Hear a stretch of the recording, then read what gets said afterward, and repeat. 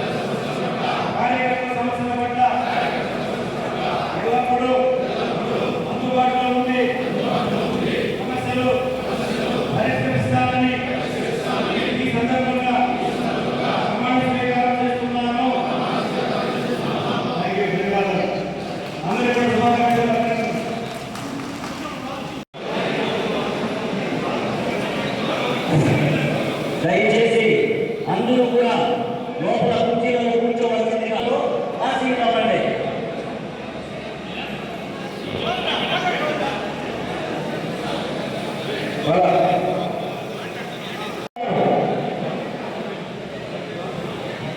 ఇప్పుడే పార్టీ అధ్యక్షుల వారిని సన్మానించడానికి విచ్చేసిన తాను చదువుకున్న కళాశాల స్వర్ణోత్సవంలో పాల్గొనడం సంతోషంగా ఉందని ఎమ్మెల్యే బండారు సత్యానందరావు వ్యాఖ్యానించారు. శనివారం జరిగిన కొత్తపేట జూనియర్ కళాశాల 1973-75 విద్యార్థుల స్వర్ణోత్సవ సమ్మేళనంలో ఆంధ్రప్రదేశ్ హైకోర్టు న్యాయమూర్తి జస్టిస్ ఎన్ జయసూర్య, కొంపట్ల నారాయణమూర్తి మొదలైన పారిశ్రామికవేత్తలతో కలిసి ఆయన పాల్గొన్నారు. కళాశాలలో చదువుకున్న వారు ఎంతో ఉన్నత స్థాయికి చేరుకొని నేడు ఆ కళాశాల స్వర్ణోత్సవంలో పాల్గొనడం చాలా సంతోషంగా ఉందని ఆయన వ్యాఖ్యానించారు.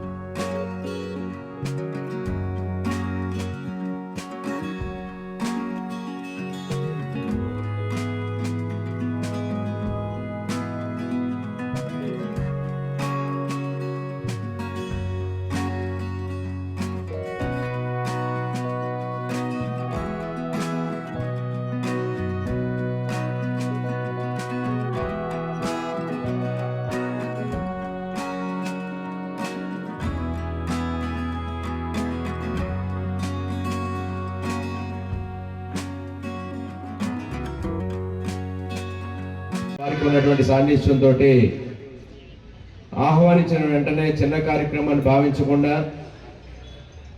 అందరూ అభిమానంతో పిలిచారు. ఈ కార్యక్రమానికి హాజరు కావాలని ఎంతో సదుద్దేశంతో నేటి కార్యక్రమానికి ఇచ్చేసి ఈ కార్యక్రమానికి వన్నె తెచ్చినటువంటి గౌరవనీయులు రాష్ట్ర హైకోర్టు జడ్జిగా సీనియర్ జడ్జి గారు శ్రీ నైనాల జయసూర్య గారు, వేదిక నిర్వహించినటువంటి మరి మా మాస్టారు ఉండాలి, మీ మాస్టారు ఉండాలి. ఎందుకంటే ఆనాడు మీకు మీ బ్యాచ్ మా బ్యాచ్ వరకు కూడా మాకు ఇంగ్లీషు మా లెక్చరర్గా సేవలు అందించినటువంటి కీర్తిశేషులు గౌరవనీయులు స్వర్గీయ శ్రీ సిఎస్ఎన్ గారి యొక్క కుమారులు సుబ్రహ్మణ్యం గారికి, జూనియర్ కాలేజీ ప్రిన్సిపల్ గారు లక్ష్మణరావు గారు, నేటి కార్యక్రమాలకు హాజరైనటువంటి 1973-75 సంవత్సర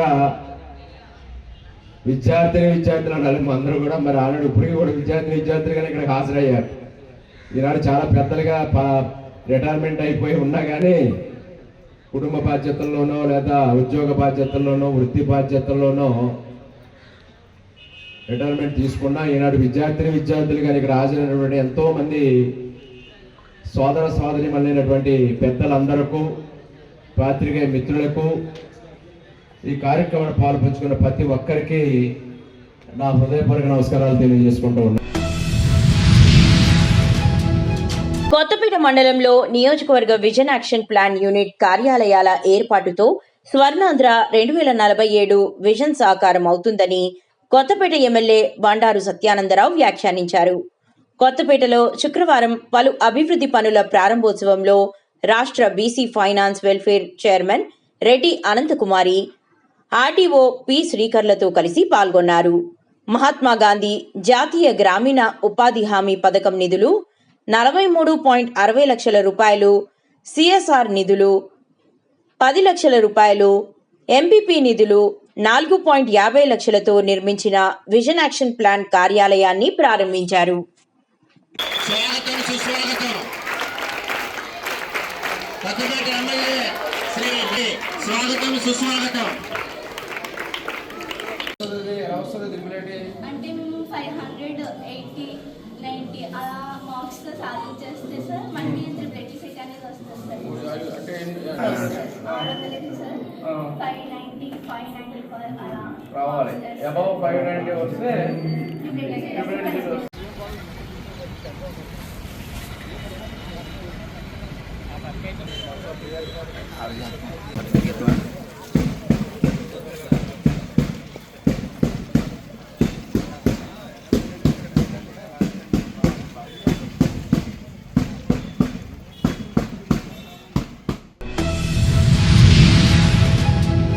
జూబ్లీహిల్స్ ఉప ఎన్నికల్లో కాంగ్రెస్ అభ్యర్థి నవీన్ యాదవ్ విజయం సాధించిన నేపథ్యంలో బాన్సువాడ అంబేద్కర్ చౌరస్తాలో కాంగ్రెస్ నాయకులు సంబరాలు జరుపుకున్నారు.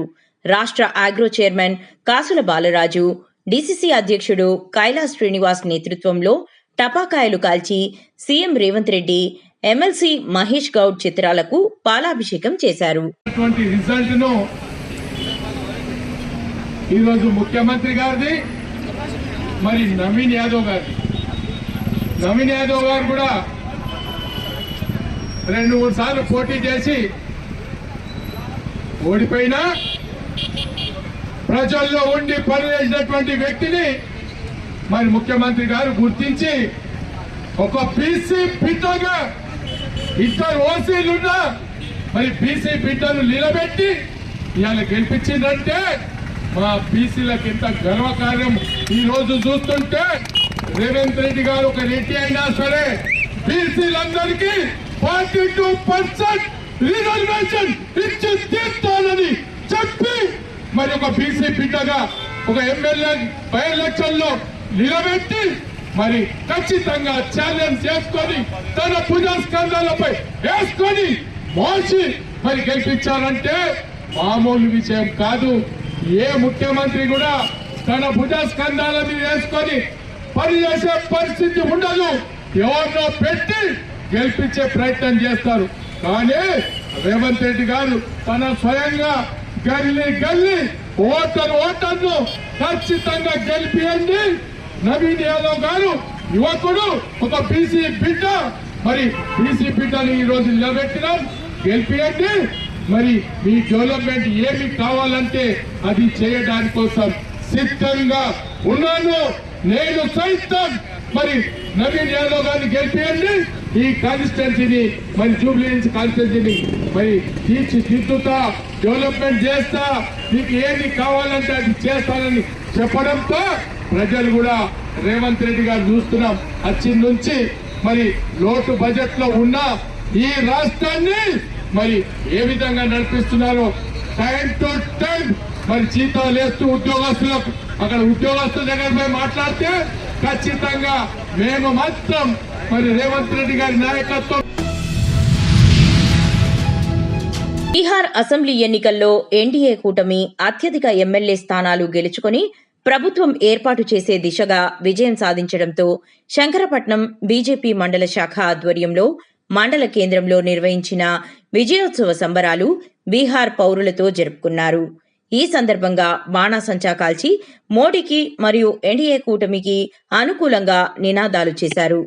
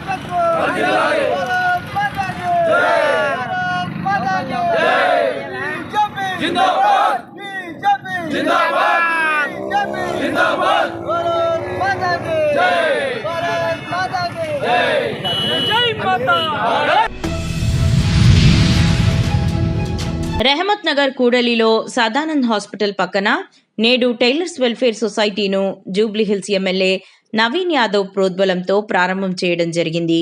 ఇటీ కార్యక్రమంలో అధ్యక్షుడు జి రాజు, ఉపాధ్యక్షుడు ఎండి రషీద్, కార్యదర్శి ఎండి ఇస్మాయిల్, జాయింట్ సెక్రటరీ ఏ వెంకటేష్, కోశాధికారి ఎస్కే ఖలీం మరియు స్థానిక టైలర్స్ పాల్గొన్నారు. జూబ్లీహిల్స్ నియోజకవర్గం ఎమ్మెల్యే నవీన్ యాదవ్ వారికి గతంలో మద్దతు తెలిపారు. కావున సుమారు 5,000 మందితో ఓట్లు వేసి అత్యంత మెజారిటీతో గెలిపించానని అన్నారు.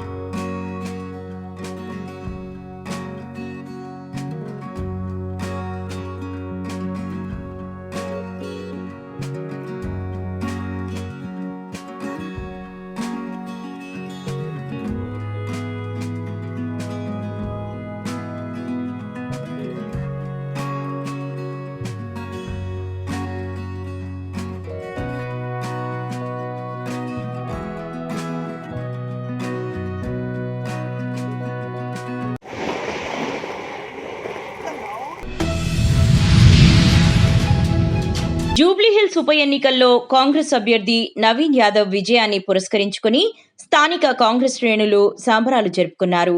నాయకులు, కార్యకర్తలు కలిసి పటాకులు పేల్చి మిఠాయిలు పంచుకుంటూ ఆనందం వ్యక్తం చేశారు. ఈ సందర్భంగా కాంగ్రెస్ నాయకులు మాట్లాడుతూ నవీన్ యాదవ్ విజయం కాంగ్రెస్ పార్టీ పైన ప్రజల విశ్వాసంను మళ్లీ పెంచిందని తెలిపారు. నవీన్ యాదవ్ అడ్డ జూబ్లీహిల్స్ గడ్డ. కాంగ్రెస్ పార్టీలో జోష్ వచ్చిందని, రాష్ట్రంలో అభివృద్ధిని కొనసాగించే నాయకుడు నవీన్ యాదవ్ అని కొనియాడారు. తెలంగాణ రాష్ట్రంలో ఇలా కాంగ్రెస్ పార్టీ వినలేని సేవలు అందించినటువంటి కాంగ్రెస్ పార్టీ ఈ 2 సంవత్సరాల కాలంలో తెలంగాణలో ఉన్నటువంటి రాష్ట్ర ప్రజానికానికి బడుగు బలహీన వర్గాలకు చెందిన ప్రతి ఒక్కరికి చేసినటువంటి సంక్షేమ పథకాలు ఇచ్చిన పథకాలలో అందరూ గ్రహించి ఇలా ఎన్ని పార్టీలు ఎన్ని కుట్రలు పడినా కూడా ఇలా ఇచ్చిన తీర్పు ఇలా రాష్ట్ర ప్రజానికానికి ఒక తీర్పుగా ఇచ్చినటువంటి సందర్భం. ఇలా మిగతా పార్టీలు ఏవైతే ఉన్నాయో బీఆర్ఎస్ కావచ్చు, బీజేపీ కావచ్చు, ఏ పార్టీలు అయినా కూడా ఇలా కాంగ్రెస్ పార్టీ వైపే ప్రజలందరూ ఉన్నారని ఇలా విలేకనే తెలియజెప్పినట్టు ఇలా మంచి అత్యధిక మెజార్టీతో ఇలా నవీన్ గారిని ఇలా మెజార్టీతో గెలిపించి ఇలా రాష్ట్రంలో ఒక ముందు వచ్చేటువంటి ఎన్నికలకు ఇప్పుడే పునఃశంకరావం కూర్చినట్టు సందర్భం కాబట్టి రానున్నటువంటి స్థానిక ఎన్నికలలో కూడా ఇదే తంతు కొనసాగుతుందని చెప్పి సందర్భంగా తెలియజేస్తూ ఇలా లక్ష్మీపేట పట్టణంలో కాంగ్రెస్ పార్టీ మిత్రులంతా కలిసికట్టుగా ఈరోజు బాంబులు పేల్చి మిఠాయిలు పంచుతూ ఇలా సంబరాలు చేసుకోవడం జరిగింది. కాబట్టి ఈ కార్యక్రమంలో పాల్గొన్న మా మిత్రులందరికీ, మా కాంగ్రెస్ పార్టీ శ్రేణులు ప్రతి ఒక్క వివిధ సంఘాల నుంచి వచ్చిన ప్రతి ఒక్కరికి పేరు ధన్యవాదాలు తెలుపుకుంటూ రానున్నటువంటి ఎన్నికల్లో కూడా కలిసికట్టుగా పనిచేస్తే కాంగ్రెస్ పార్టీకి అత్యధిక మెజారిటీ ఉంటుంది. గ్రామాల్లో కానీ పట్టణాల్లో కానీ ఖచ్చితంగా మన కాంగ్రెస్ పార్టీ జెండా ఎగురుతుందని చెప్పి సందర్భంగా తెలియజేస్తూ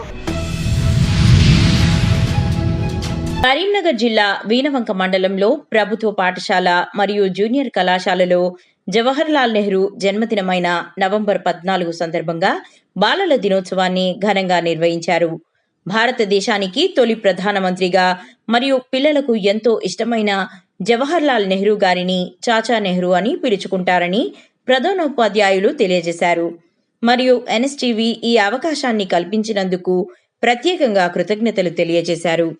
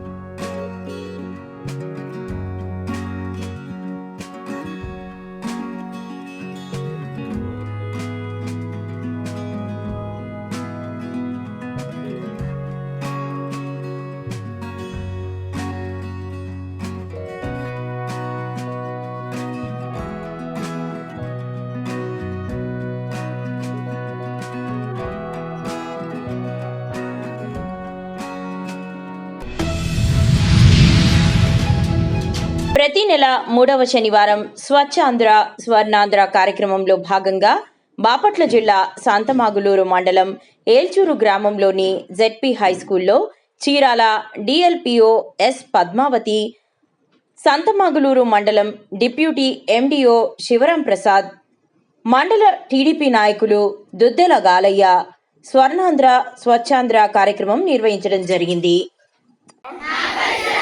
పరిశుభ్రత కొరకు ప్రతిరోజు కొంత సమయం కేటాయిస్తానని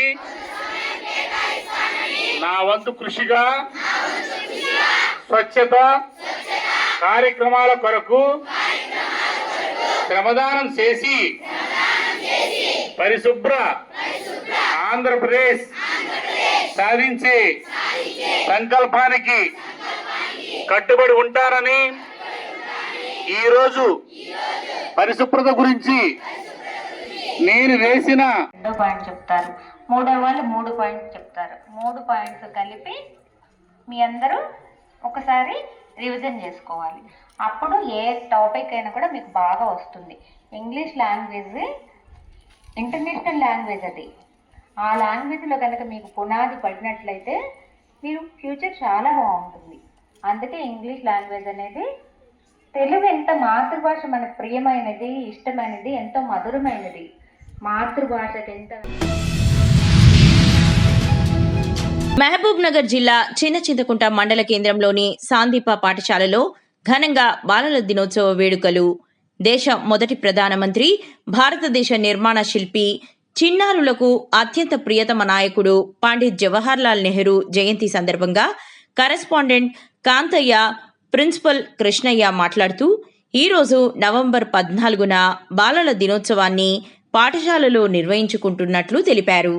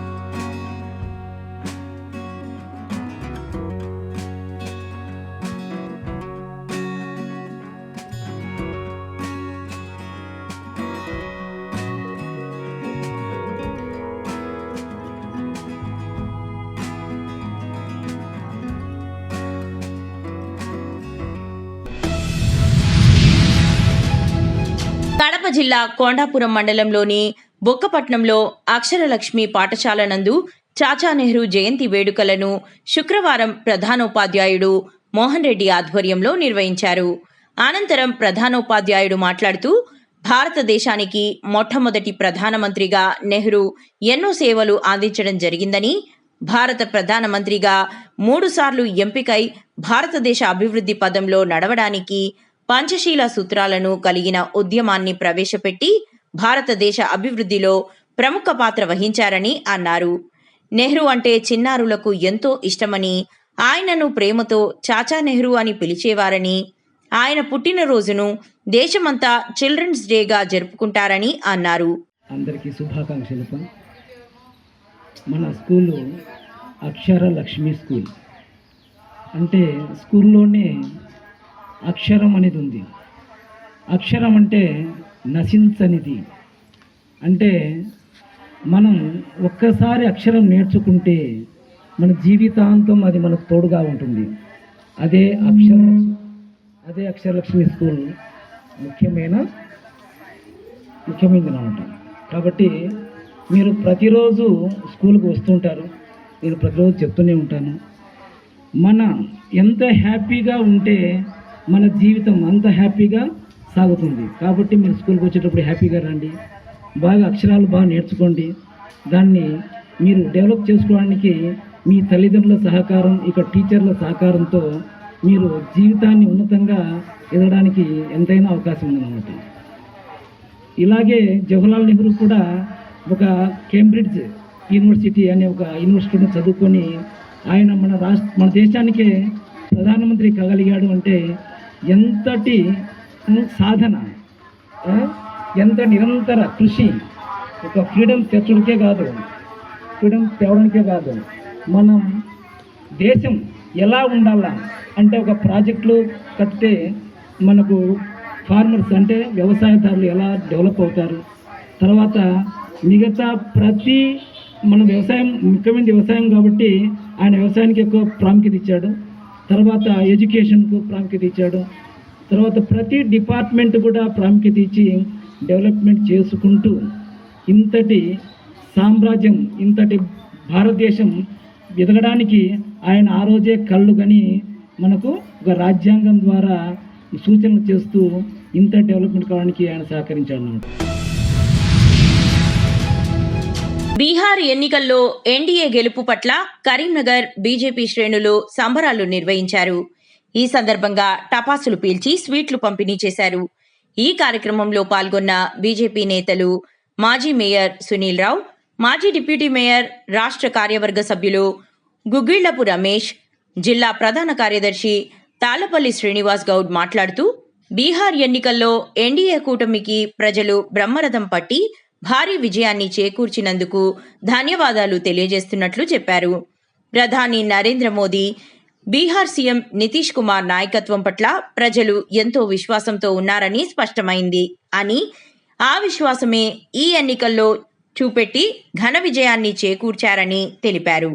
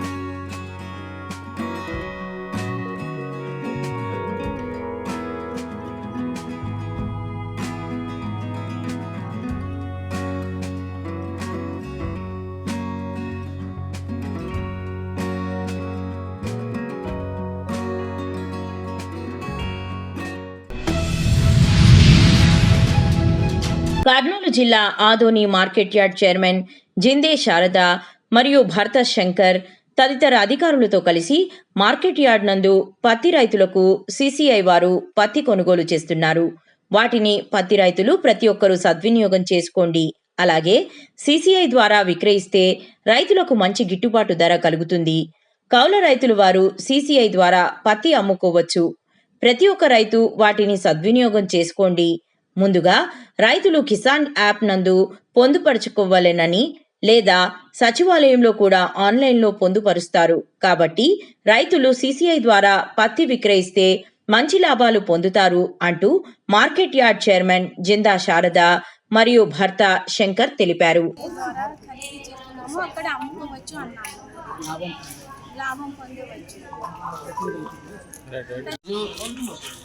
ఆదోని వ్యవసాయ మార్కెట్ కమిటీలో చైర్మన్ మరియు నేను వారి భర్త వారి అయినటువంటి జింగేశంకరు, అలాగే వ్యవసాయ మార్కెట్ కమిటీ సెక్రటరీ గారు, అలాగే సభ్యులు కొంతమంది వచ్చారు. వారందరూ కలిసి కూడా ఈరోజు మార్కెట్ యార్డ్ని సందర్శించడం జరిగింది. ముఖ్యంగా రైతులకు గిట్టుబాటు ధర కల్పించడానికి కోసం, ఆ అవగాహన కోసం ఈరోజు CCI ద్వారా కొనుగోలు చేస్తున్నారని చెప్పడం జరిగింది. ఎందుకంటే వర్షాల ప్రభావాలు ఎక్కువ ఉన్నందున రైతులకు పత్తి దిగుబడి కొంతమందికి ఎక్కువ కావచ్చు, కొంతమంది తక్కువ కావచ్చు. మార్కెట్ యార్డ్లో తక్కువ ధర ఉందంటున్నారు కాబట్టి వాళ్ళు నాణ్యమైన దాన్ని నాణ్యంగా చేసుకొని ఎండబెట్టుకొని 12 మాయిశ్చర్ని 12 లోపుగా చేసుకొని పోయి CCI ద్వారా అమ్మకం జరుపుకుంటే వాళ్ళు లాభపడతారని కూడా చెప్పాము. అలాగే రైతులు కూడా సెక్రటరీ సార్ కూడా ఇందాక చెప్పారు, అవగాహన కల్పించాము వాళ్ళకి, వాళ్ళు లాభపడాలనే ఉద్దేశంతో ప్రభుత్వాలు కూడా CCI ద్వారా కొంటున్నారని వాళ్ళకి అవగాహన కల్పించడం జరిగింది.